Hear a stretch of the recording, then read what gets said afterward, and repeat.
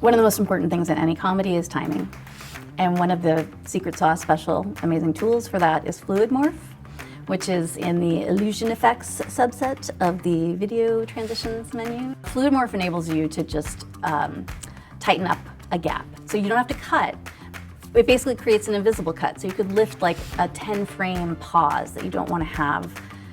It's slowing it down. You want the dialogue to move rat-a-tat, a little faster, but you don't want to cut away. So if the actor pauses for a moment, and you can lift that pause, and then FluidMorph put like a 2 to 4 frame dissolve over it, and it will just stitch it together seamlessly, and then makes your shot move faster. Susan, you did a great job of explaining FluidMorph and how you use it in editing comedy, but it could be used practically anywhere in editorial to take out ums, take out breaks, take out pauses, cut for timing. So let's go into Media Composer and show you how it is actually done. So I have some footage here, and thank you to EditStock for allowing us to use this footage for tutorials and for demonstration. And what I'm going to do is take out a pause. Now, Curtis, the biker, is, we're having an interview with him, and there are some pauses. He does a little bit. But just for demonstration, let's take out this pause right here. Now, you will see with the waveform that, there is a break where maybe there was a pause when he was talking. One you can ever have. And then at the bottom, it's just kind of one of those like celebratory. Now, we could just take out, a few frames there and tighten that up just to make it a little tighter.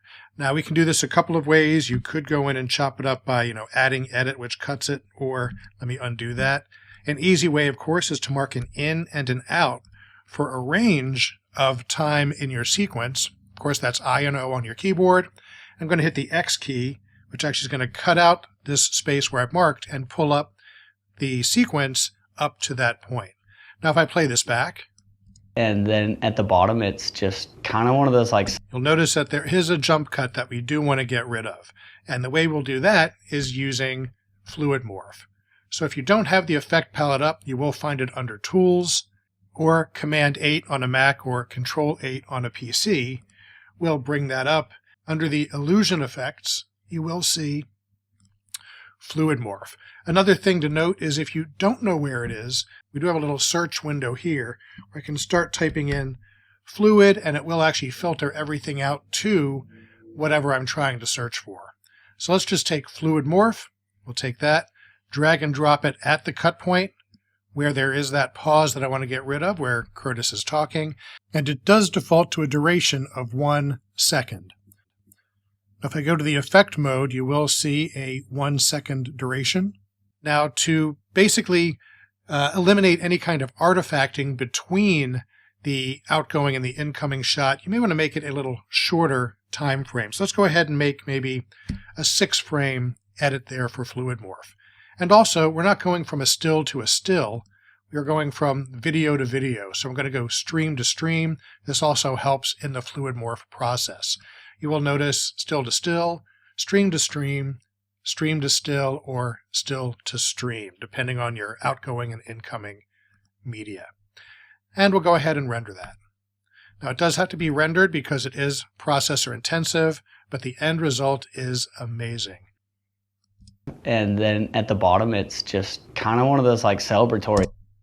You don't see the jump. If you do want to save that 6-frame edit, and if you don't know in Media Composer, you can go in and save any effects that you do create. I'm going to create a new bin, and that bin I'm just going to call Effects. And now I can take that 6-frame effect by grabbing the icon right here, dragging that up into my effects bin, and let's name that FluidMorph 6 frames. Now I'll be able to take that effect and apply that to any edit in my sequence that I do want to apply the 6-frame FluidMorph to. And you'll see that it also comes in as an effect under Effects. So any effects that you do add that are created and designed by you will come up in the effect palette when they are created. I'm a big fan of FluidMorph. I use it often to help with performance, and that this show is no different. I used it all over the place in sort of invisible ways, of course. I use FluidMorphs a lot.